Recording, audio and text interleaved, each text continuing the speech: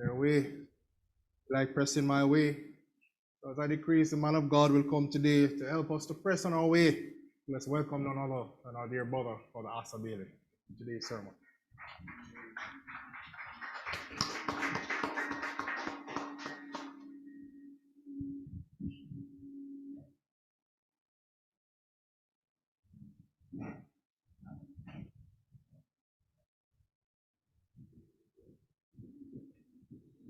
What can I give?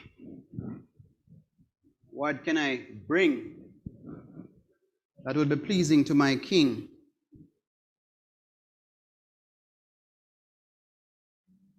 Today I have my two hands and I have one heart. And I want to worship God with sincerity and truth. Today, I want to speak to you on the topic, everyone counts. Give your half. It's a coincidence that the tithes and offerings were just collected. And I want to ask a small favor from you. I could start with the men. All the men in the house today, in the assembly, I'm asking for you to just help me out. I just want each one of you to come up and give me one coin that is in your pocket. Just one. All right? I want it to be placed right here. Doesn't have to be hidden. Not two. It's just a specific instruction. Just one coin. Just take a coin and bring. Yes, just any silver you have. We need to have. Brother Damani will play the song for us on the second screen while you come.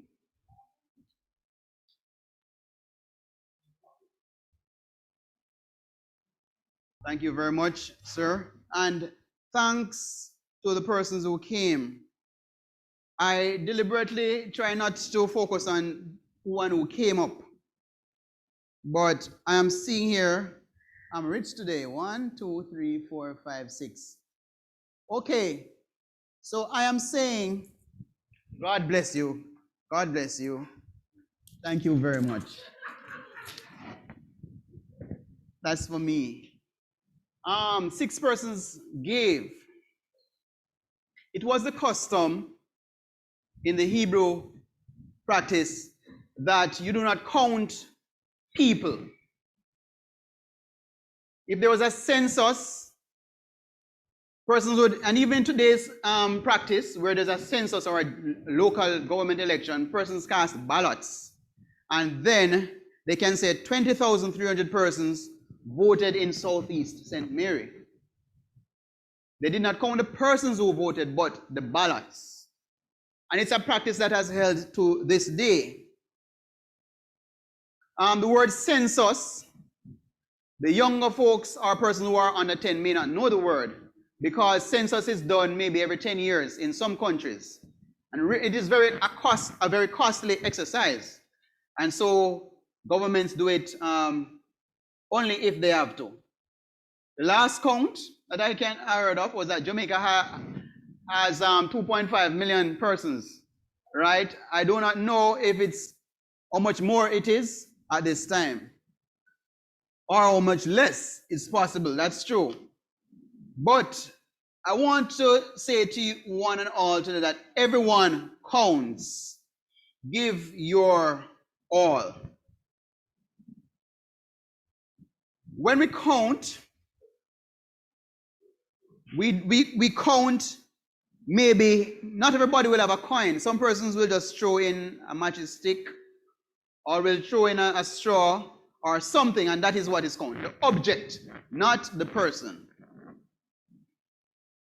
But in the word, in Exodus, or Shemoth chapter 30, and Yahweh spoke to Moses saying, when you take the census of the children of Israel, to register them, then each one shall give an atonement for his life to Yahweh. When you register them, so that there is no plague among them when you register them. Everyone among those who are registered is to give this: half a shekel, according to the shekel of the set-apart place, 20 gerahs being a shekel. The half shekel is a contribution to Yahweh. So a census is what Moses was to carry out. A census captures how many persons are alive, and you can know how many would have died if you had a previous figure.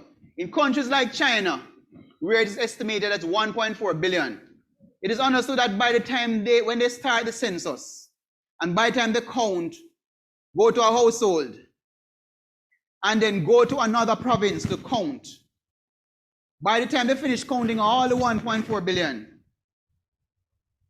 many more children would have been born. Many persons who were 19 would have reached age 20.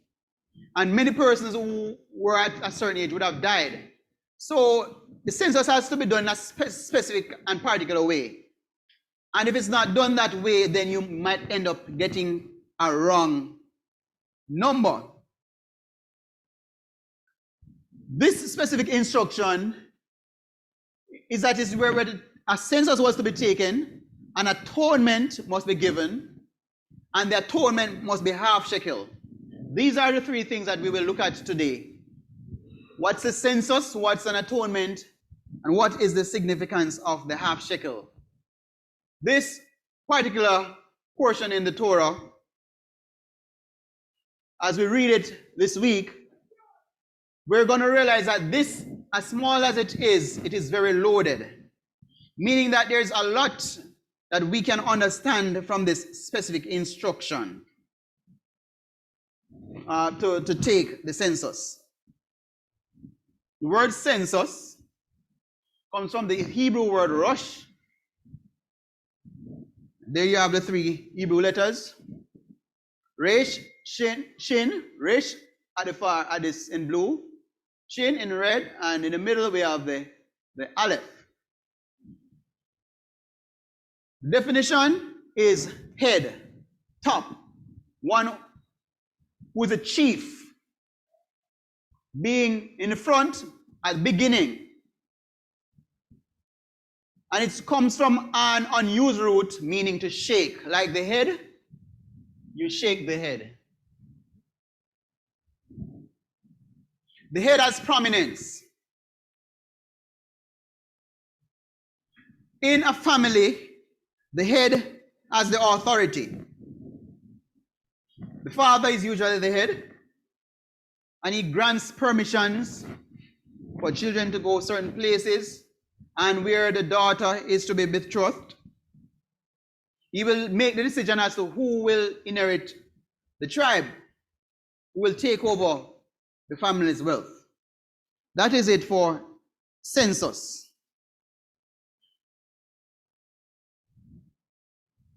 We're going to look at atonement. Comes from the Hebrew word kofar, which means the price of a life or a ransom. So when you make an atonement, a payment must be done. What's the relation between the census and an atonement? As we say, rosh is representative of the head. Atonement comes from an original word kafar, which means to cover, to make reconciliation, to cover over. The head on the body is the top. The head of the family, the head must make a covering for his family. So those are the words that we'll be looking at in further detail. So we established that census is a count.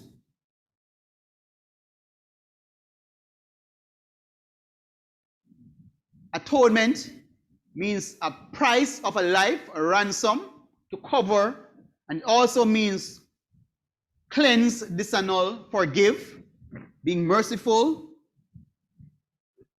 pardon, to put off or reconcile. In Exodus chapter 12, verse 37, we see a count of those who left Egypt, who left Mizraim. And the children of Israel set out from Ramesses to Sukkot, about 600,000 men on foot beside the little ones. Not sure what the on foot really represents, but I thank God that I'm on foot. Because if you're not on foot,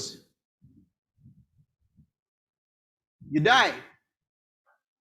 On foot represents those who are alive. It's very good to be in the land of the living, to be able to stand on ground. So 600 men left Egypt. So a count was done. Another count was done in Exodus chapter 32, 28. And the sons of Levi did according to the word of Moses. And about 3,000 men of the people fell that day. So the census seems to count those alive and also to recognize the numbers that die. Census is about counting life and counting death. And Yahweh said, verse 33, and Yahweh said to Moses, whoever sinned against me, I blot him out of my book. And now go lead the people to the place of which I have spoken to you. See, my messenger goes before you, and in the day of my visitation, I shall visit their sin upon them. And Yahweh plagued the people because they made the calf which Aaron made. So we see the count when they left Egypt, a count when many died after worshiping the golden calf. In Numbers 25, we see many died after worshiping Baal. And Israel dwelt in Shittim, and the people began to war with the daughters of Moab. And Moses said to the judges of Israel, each one of you kill his men who were joined to Baal Peor. And those who died in the plague were 24,000. So we see punishment by death for those who worship false god. We see in the instance of those who worship the golden calf, the Levites were a special sect that did not worship the golden calf. The people of Israel, the children of Israel, were not united. Because they were not united, they ended up going to other gods. And that disunity caused punishment for the people. So those are instances of counting in the Torah. We're going to look at two instances where a census was done. A census is taken of a new generation in Numbers 26. And it came to pass after the plague that Yahweh spoke to Moses and Eleazar, son of Aaron the priest, saying, take a census of all the congregation of the children of Israel, from 20 years old and above, by their father's house, everyone going out into the army in Israel. Why 20 years and above? Why not the teen? This question is always asked, and I'll never be able to answer. What is wrong with teenagers? Anybody can find somewhere to tell any answer for that? Maybe I could ask brother. I could ask Sister Judy, what's wrong with teenagers? Or Brother Mario, what's wrong with teenagers? Nothing's wrong with teenagers. We have some lovely teenagers here, very obedient and focused, and thank God for them. But the census must be done of persons 20 years and older. 20 years was, the age of 20 is an age that established persons who are fit for service and are mature. But why is the census? We know what happened to those who worship the golden calf. So persons died in the wilderness. And here, after those who having died, we want a census must be done for those who are there of working age, to serve in the house of God. So the census is really, if you ask me why have a census, It's because people die and people born. And so you want to have an idea of the numbers. For the children of Israel, they were as sheep to the shepherd Moses. Moses was the shepherd, the children of Israel were the sheep, and God was their head. I think of things that are precious to me. And when I was much younger, other than the active running around games, there was a game that I really loved, marble. Elastic, used to play elastic too. Elastic band, But marble. There's something about the marbles after I play the game and in the night, when I go home, I'd want to count, clean off the marbles. I love to see the sheen on the marbles. See how many I won or if I lost. And I'd count the marbles before I go to bed. And in the morning before I go out, I'd also count my marbles. It's good to know my numbers. When things are precious to me, I count them. And so the children of Israel were precious to Yahweh. And we see another census being done in Numbers 1. And Yahweh spoke to Moses in the wilderness of Sinai in the tent of appointment.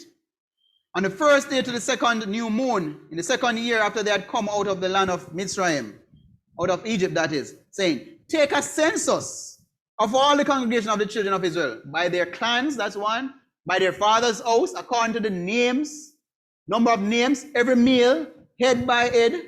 See the head coming back again? From 20 years old and above, everyone going out to the army in Israel. Number them by their divisions, you and Aaron. Israel was dear to Yahweh, and by now we pick up that. And so he counted them often. Whatever is precious to us, we count every now and then. These were people who were fit to fight for Israel. Another reason why governments do census in today is for tax purpose. To have an idea of how much tax is to be applied. So it's done for taxation, it's done for the army. In the house today, I didn't really count the persons who were giving, but I count the coins that they gave. I got 6 coins. So I'm taking that 6 persons gave. So when a roll call is to be done, each person must have something to present. It was a command to list all the families, and each family was represented by a male who is the head of the family. And so there's an idea of what the numbers who are able to serve and to work in the temple. So the census was taken of the warriors.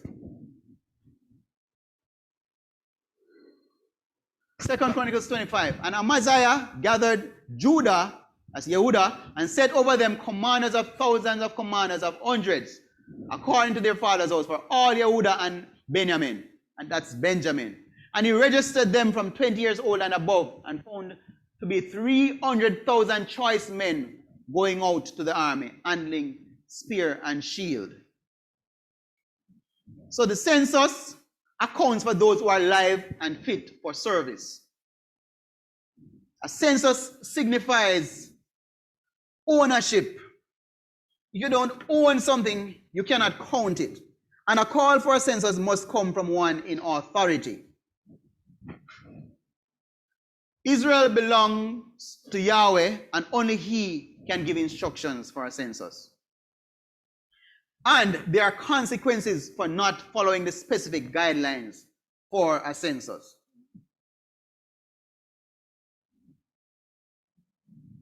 And here we have the instruction: when you take the census, give an atonement, so that there is no plague among them when you register them.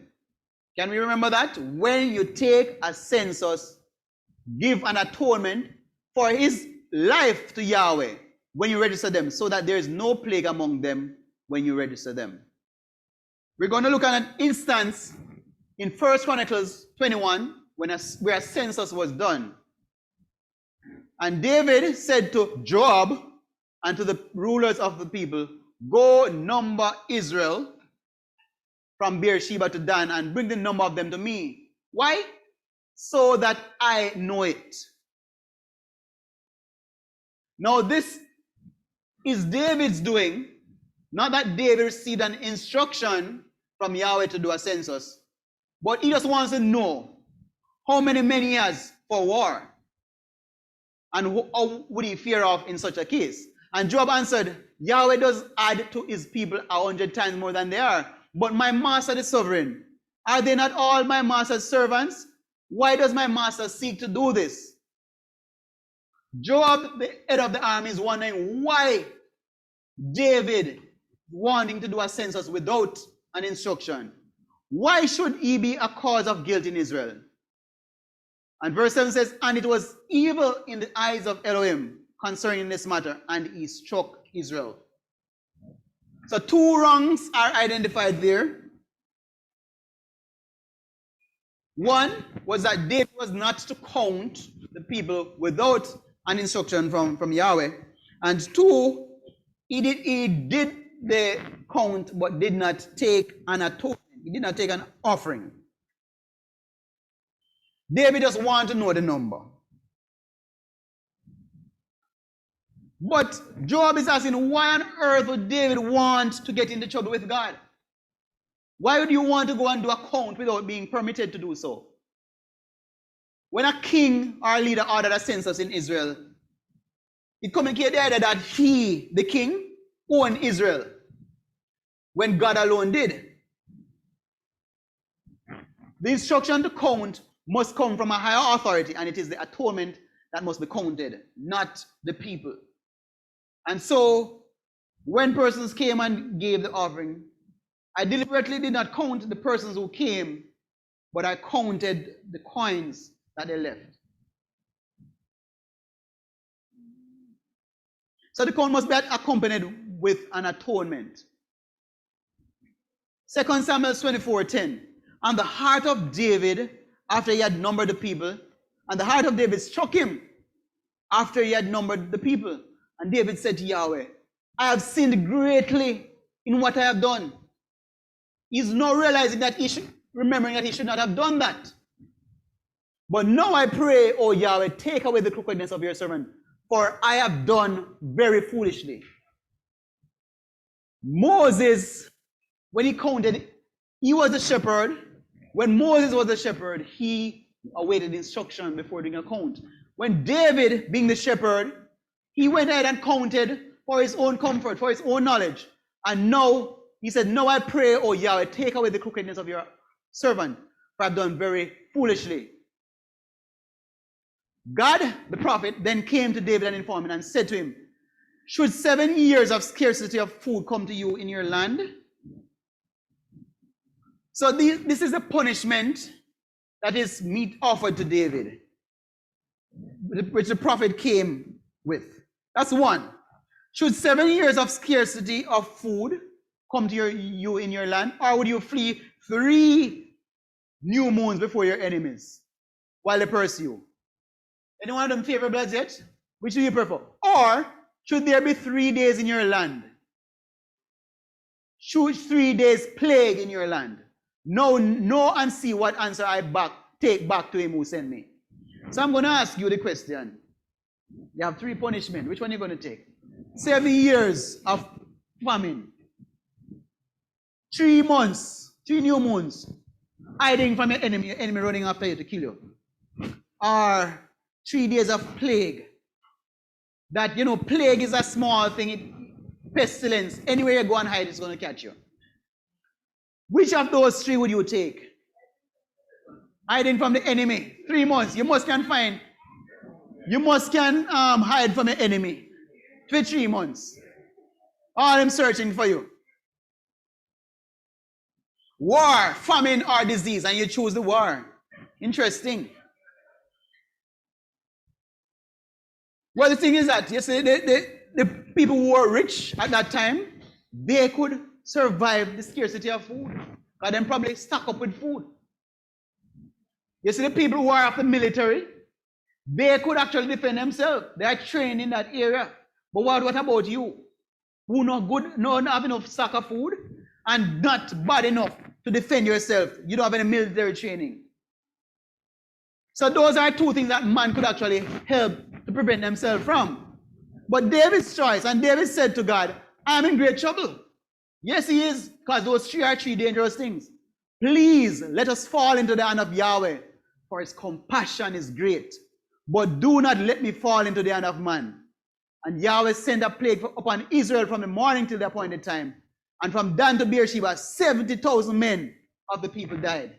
That is the punishment for carrying out a census without the instruction from the one in authority.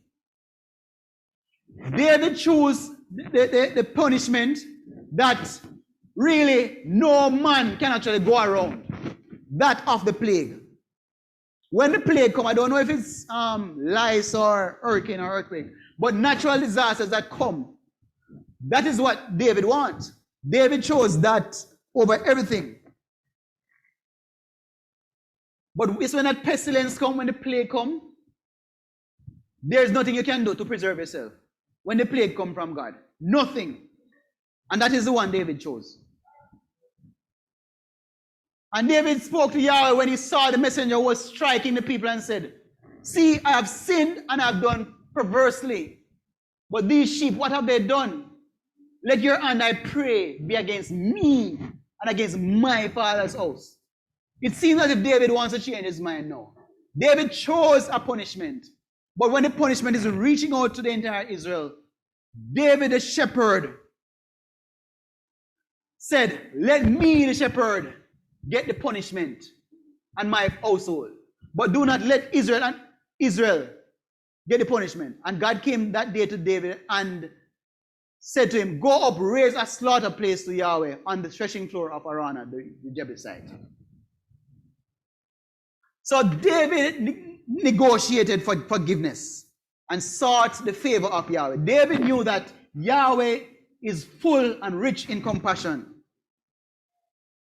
David said, please spare us. I am the one who sinned. I, the shepherd, have done the wrong. But these sheep, what did they do wrong? Punish me and my family. A ransom must be paid to preserve life. And so God gives the instruction, God gives the instruction from God to go raise up a slaughter place. Now a slaughter place is a place that sacrifices are done and a ransom and atonement sacrifice is done. Verse 21 of 2 Samuel 24. And Arana said, why has my master, the sovereign, come to his servant? And David said, to buy the threshing floor from you to build a slaughter place to Yahweh, so that the plague be withdrawn from the people. Arana, the background of the story, is offering the threshing floor free of cost to David. David recognized that for a plague, to stop the plague, he has to pay, and a payment must be made, a ransom must be made with the census. And the sovereign said to Arana, David, who is the sovereign, said to Arana, no, let me buy it from you for a price, for certain. I'm not sending offerings to Yahweh, my Elohim, without cost. Let us think about this. We come each Sabbath with our offerings. But what is the value of the offering to us? Are we giving anything that we get free? Do we only give away what we get free? Or do we give as a sacrifice, knowing that, it is something that I could have used otherwise, but I want to give it to the service of Yahweh? So, we get from this is that we are to offer sacrifices that come with a cost. So David brought the threshing floor and the cattle for 50 shekels of silver. And David built a slaughter place to Yahweh there and offered ascending offerings and peace offerings. So he offered burnt offerings and peace offerings. And Yahweh answered the prayers for the land, and the plague was withdrawn from Israel. Thanks be to God. But I'm wondering, what is the value of the sacrifice? The animals, the blood of the animals. Was the offering enough to be the atonement? Oh, that's an example of a threshing floor. Well, the word threshing just really means like separating, like how you separate the wheat from the chaff. It is a place, the threshing floor is a place where God's mercy, where righteousness prevails over unrighteousness. I think it's in the book of Psalm. In Psalm 1, where David said, "Blessed is the man who walketh not in the counsel of the ungodly, but his delight is in the Torah of Yahweh." And he said, that yields its fruit in its season, and whose leaf does not wither, and whatever it does prospers. The wrong are not, but are like the chaff, which the wind blows away. Therefore the wrong shall not rise in the judgment. So the threshing floor is a place where the wheat and the chaff are separated.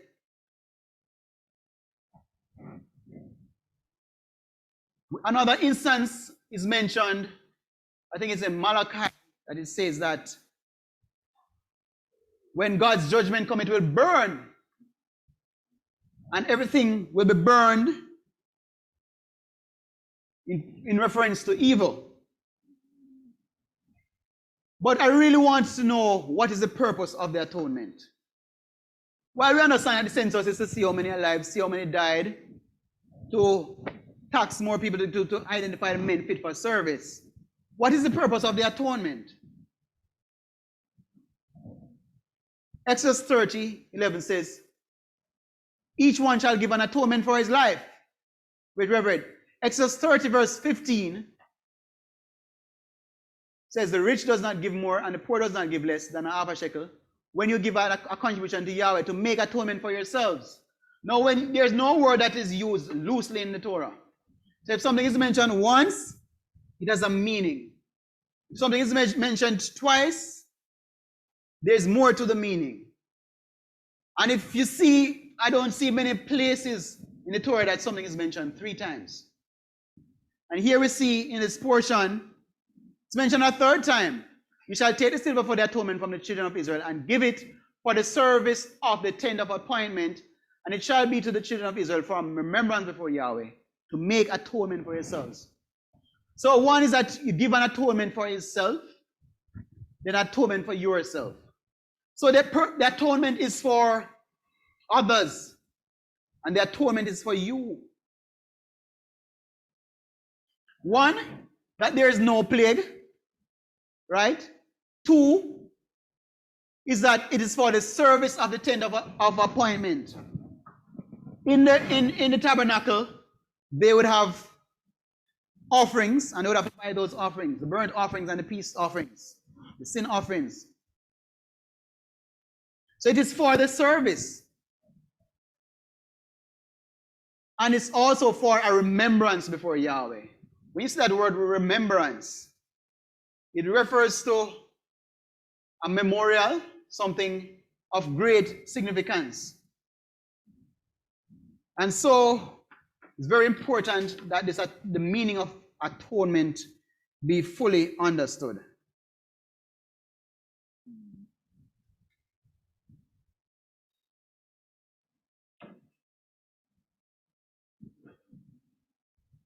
An atonement worth half a shekel must be given in order to avoid a plague. During the census, the half a shekel must be counted and not the people. So remember now, the money is not the atonement. But the money that was collected, it helped me to identify how many persons made payment. So it marked those who were atoned. And think about it. Does Yahweh really need your money? He doesn't need your money. But the instruction is there to give the half a shekel. Now, if I was to ask in here for persons to give a coin, I realize many persons could not find a coin. Coins seem to be of no value. How much, when you see a coin on the ground, when you see a $1 coin on the ground, do you pick it up? Well, I found $5 in my car last week, in the back seat. It's either for my son or my daughter, but I took it up and put it in my pocket at $5. But $1, the power of money is getting less and less each day. Dollar coin, not even $20 can buy you anything right now. I saw where a fork was selling for $20 this week. A fork, plastic fork, $20. How much for patty now? How much for patty? How much? You know, I hear 120 and I prefer stick with that. 180. 300, no, patty can't sell for 300. Come on. Don't get me distracted here. 2 something. But it seems as if that is the case, my $200, if you can't buy patty to eat, I first start buy grass with it and eat grass. Well, yeah, grass is green. But money seems to be losing value these days. Well, has ever been. So when you're to give a half a shekel, if I was to come into the church here and say, everybody come with 50 cents. Who remember the red money then? Anybody remember the red money? Where did they all go? You know where the problem? When you went to the supermarket, when it comes to $1.70 or $1.25, the cashier just take up some red money and just give you the rest. She doesn't even count it. And when it comes to those, they round up for you to pay more. They're not taking that from you. Because at one time I was seeing if I could line it up to get it out of my hand. But I realized nobody's accepting it now. Here, Yahweh gives an instruction to give an atonement of half a shekel. There's a very specific reason why it is half a shekel. Right? It doesn't seem to be of great value. A very light coin.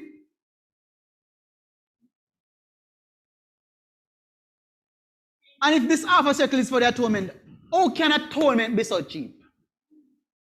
If atonement is for your soul, it's for your life, why is it so cheap? It should be more money. But the instruction there, the instruction that we saw was that the rich does not give more and the poor does not give less than half a shekel. Understand? So it is very instructive that that amount is done. But when you add it up, it can do something. If everybody was to give me more of that money, that I'd be pleased leaving church today. More of those coins. You don't want them. They don't have value, much value. 2 Kings 12 says, let the priests take for themselves each from his friend and let them strengthen the breach of the house where there's a breach. And it came to be by the 23rd year of sovereign Joash that the priest had not strengthened the breaches of the house. And the sovereign Joash called Jehoiada, the priest, and other priests and said to him, why have you not strengthened the breach of the house? And no, do not take any more silver from your friends, but give it for the breaches of the house. The purpose of the shekel was to contribute to help fix up the tabernacle, strengthen the corners, buy some of the offerings. But it seems as if it was being done, used to do something else. And said, do not take any more silver from your friends, but give it for the breaches of the house. So that the purpose, one of the purpose of the half shekel was really to contribute towards the sanctuary service.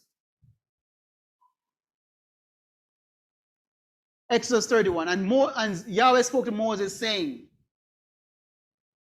see, I've called by name Bezaleel, son of Uri, son of of the tribe of Judah, Yehuda, and I've filled him with the spirit of Elohim in wisdom and in understanding and in knowledge and in all work. The money was used to do the work in the temple. And I have appointed Oliab, son of Amishak, of the tribe of Dan, and I put wisdom in the hearts of everyone who is wise-hearted, and they shall make all that I have commanded. It was to make things. The tent of appointment, and the ark of the witness, and the lid of the atonement that is on it, and all the utensils of the tent. I don't know how much those half a shekel could buy, but when you put them together, it was significant. It is noted that Bezalel is from the tribe of Judah, and that's a tribe that is well recognized and had a lot of image,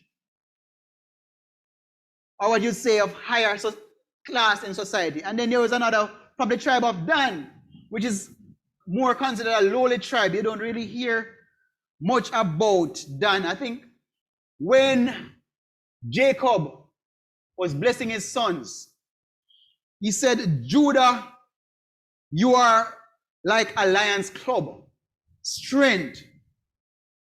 Judah, your brothers praise you.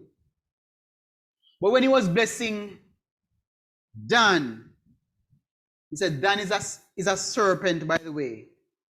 And in blessing Dan, he cried out, I wait in hope for your deliverance, O Yahweh.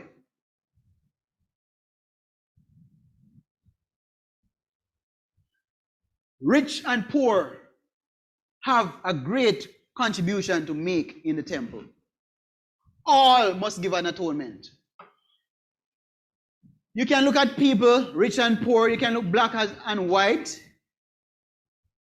In the church, we can make a divide, a segregation, men and women, the old and young,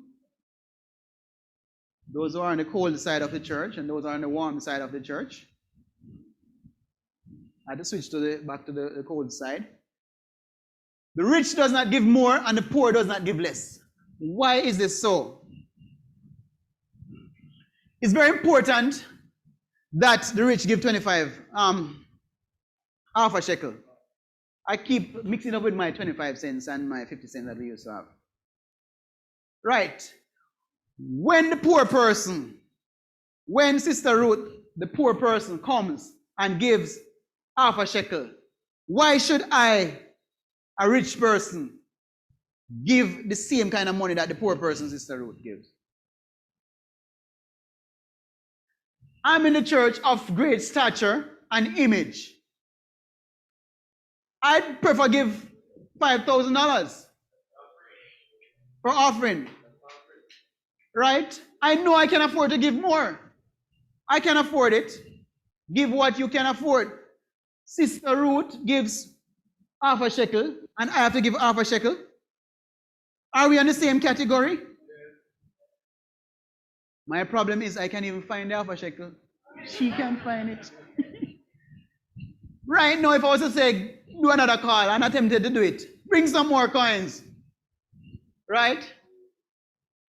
You guys wouldn't find any more coins. Because people are not walking with coins anymore. It's paper and digital. People doing the more advanced thing now. But it is very important to get the idea out of the rich head. Is that you cannot buy your redemption through charitable giving. Not because you're richer, you are to give more for this offering. When the rich gives, sometimes they want their name to be on the placard. You know, or when you give, you want your name to be hewn on a stone and put in 1917, the Charles family laid a block at this church. We'll be there to show 50 years or 100 years later. The rich, there must have been some other people who contributed, but they don't have any tile at the church to remember their contribution. All must give the same contribution. So being rich does not make you of a higher standing before Elohim. And being poor does not make you of a lower standing before Elohim. And what about those who have many talents? Some persons in the assembly have like 4 talents, while some person seem as if it's only 1 talent. We are not to look at the person who gives one talent as at a lower standing before Yahweh than the person who has the 4 talents.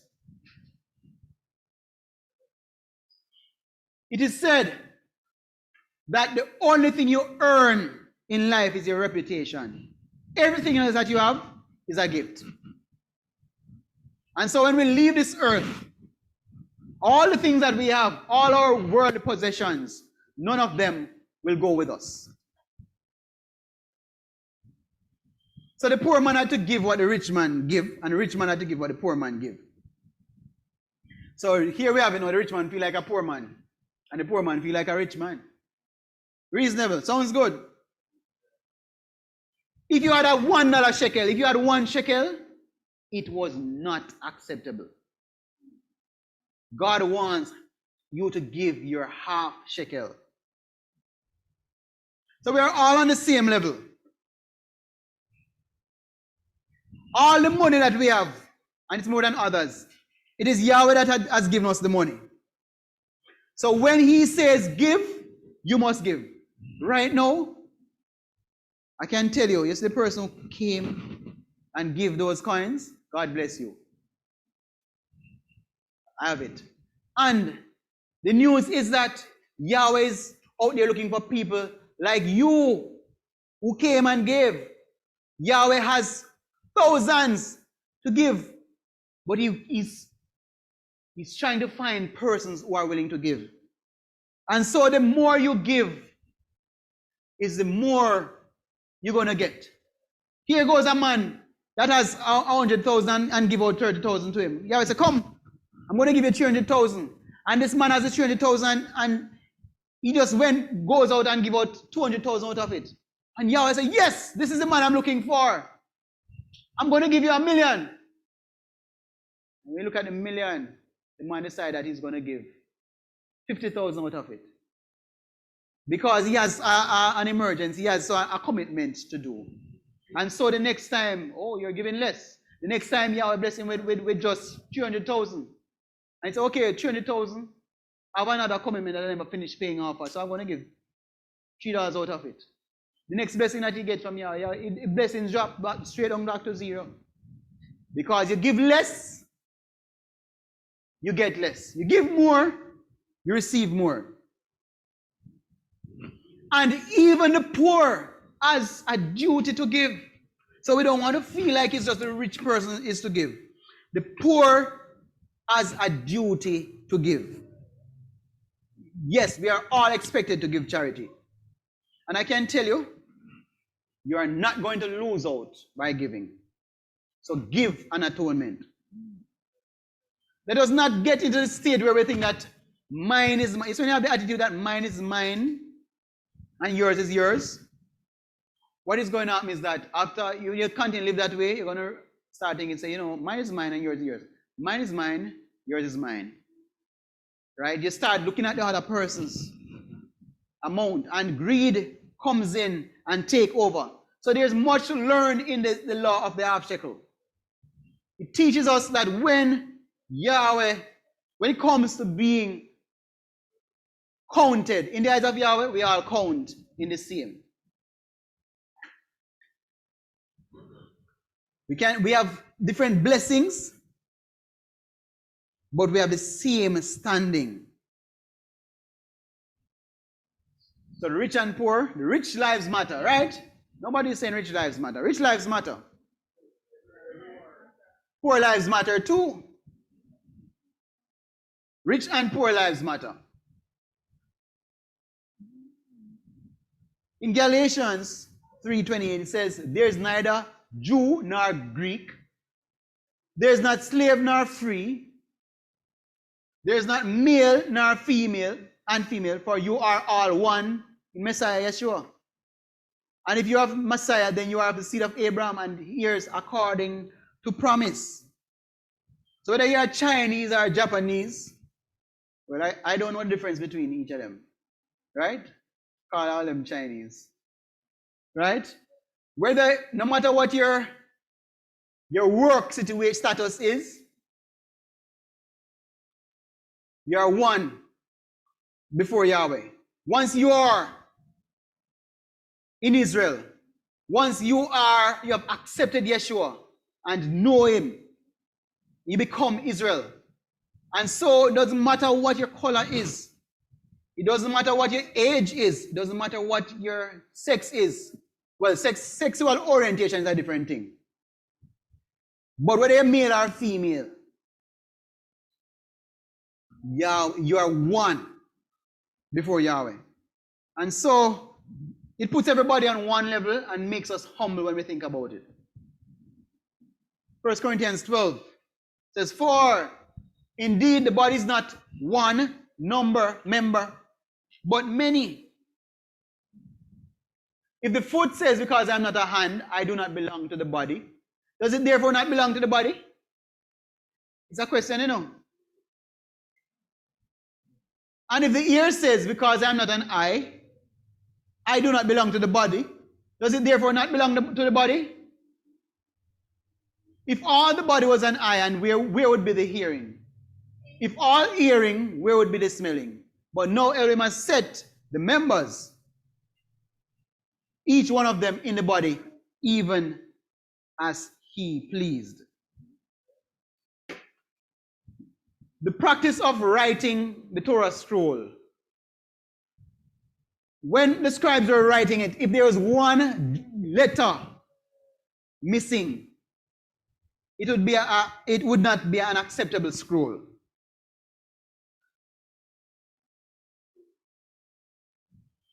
So it is with the body. If I have one leg, am I handicapped? Are you generally classified as handicapped? Yes.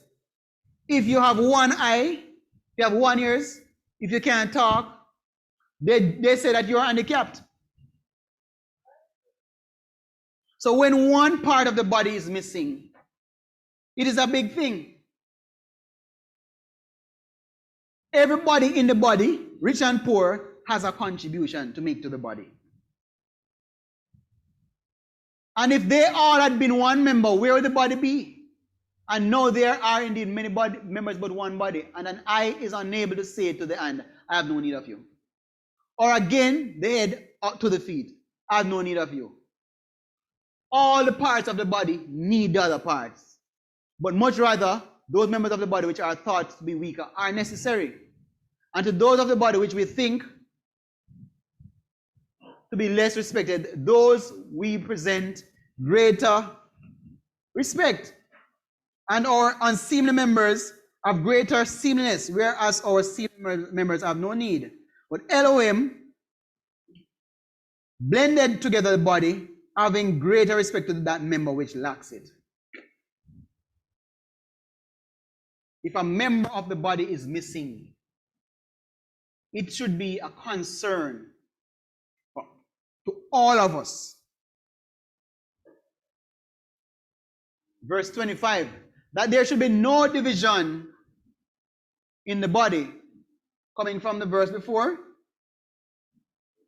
but that the members should have the same concern one for another. And if one member suffers, all the members suffers with it. Or if one member is esteemed, all the members rejoice with it. And you are a body of Messiah and members individually. So, the aim of the Half Shekel is to put everybody together on one level before Yahweh. So that nobody feels less in the service of Yahweh. Everybody recognizes that is our contribution adds to the glory and honor of the Almighty. So the lessons from the Half Shekel. Half a shekel teaches us that nobody is complete on their own. The half of a shekel, I don't even think the half a shekel can buy something. You tell me, can half a shekel, make it say $1. Can half a dollar buy anything in Jamaica? So, when the instruction is given that everybody must give 50 cents for the service, for the tabernacle, it is a point there's a need for another 50 cents. Maybe 50 cents and 50 cents can buy something. But I hope so. 10 cent bulla. Well, that don't sell again. But nobody is complete on his or her own. Your half shekel can do nothing. And so we need each other to be complete. Each person's half shekel needs another person's half shekel to be complete. We are all connected to and dependent on each other. Just as the body cannot move around with the legs, the body needs the hands, the body cannot do it without the hands. All the organs, the heart, all the organs are important for the body. So we all depend on each other. We all must give and participate in order for the assembly to be fully complete. And I say this because there are a lot of work to be done in the assembly, a lot of work. And don't get into the point where you think that your contribution is too small to give. We all need everyone to contribute. Not just to what you see here, whether it's special items or moderating, but there's much more work that is done in the house other than what you see on the altar. So I want us to recognize that the atonement and the half shekel, it counts when we all come together. So in summarizing, a census accounts for those who are alive and fit for service. During a census, the half shekel is counted, not the people. So is this what you do is your service that is counted, not your person being counted. Your service is what is counted. Your service to Yahweh. And don't get to the point where you think that the half shekel can pay for your life. It cannot pay for your life. It's not enough. It does not pay for your life. But it's a contribution made to purchase the atonement sacrifice, which is needed for the service of God. The half shekel, it makes the rich and the poor equal before God. We are all one body.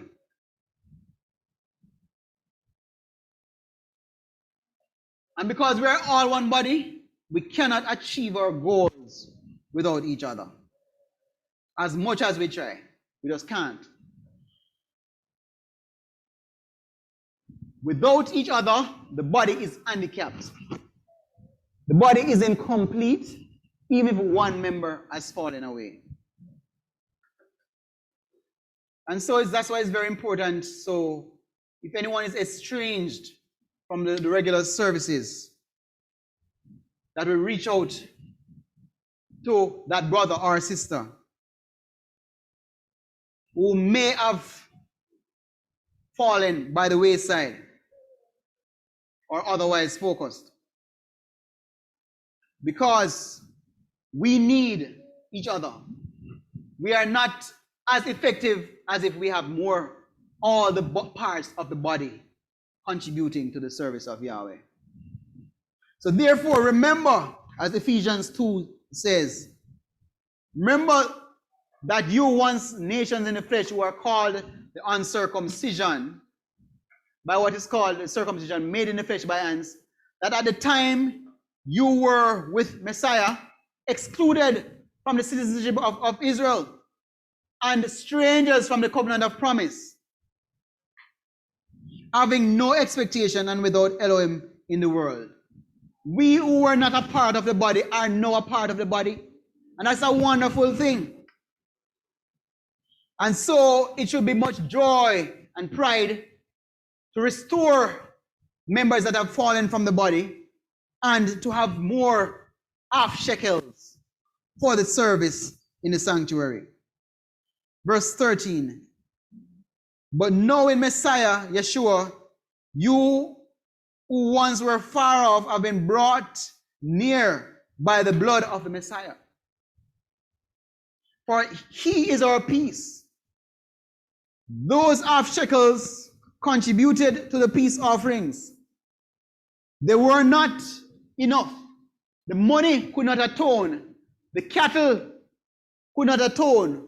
But Messiah, he is our peace offering, was made both one and have broken down the partition of the barrier, having abolished in his flesh the enmity, the Torah of the commands and dogma, so as to create in himself one renewed man from the two, thus making peace, and to completely restore to favor both of them unto Elohim in one body through the stake, having destroyed the enmity by it.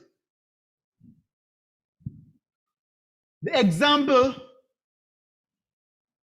of God the Father and the Messiah working together is an example for us to come together as halves working together. And the last prayer that was prayed by the Messiah in John 17, he says, John 17, I pray for them. I do not pray for the world, but for those whom you have given me. For they are yours. We have one owner. Israel has one owner. He is the one that can count us worthy. And he says, and all mine are yours, and yours are mine, and I have been esteemed in them. And the special prayer, verse 20 says, I do not pray for these alone, but also for those believing in me through their word, so that they all might be one, as you, Father, are in me and I in you, so that they too might be one in us. The purpose of the half shekel is for unity. It's to show that each has a contribution that must come together to be effective. And the prayer is that we will remain one, so that the world might believe that you have sent me, and the esteem which you gave me I have given them, so that they might be one as we are one. And it is re-emphasized. I in them and you in me, so that they might be perfected into one, so that the world knows that you have sent me and have loved them as you have loved me. Everyone counts. Give your half. God bless you.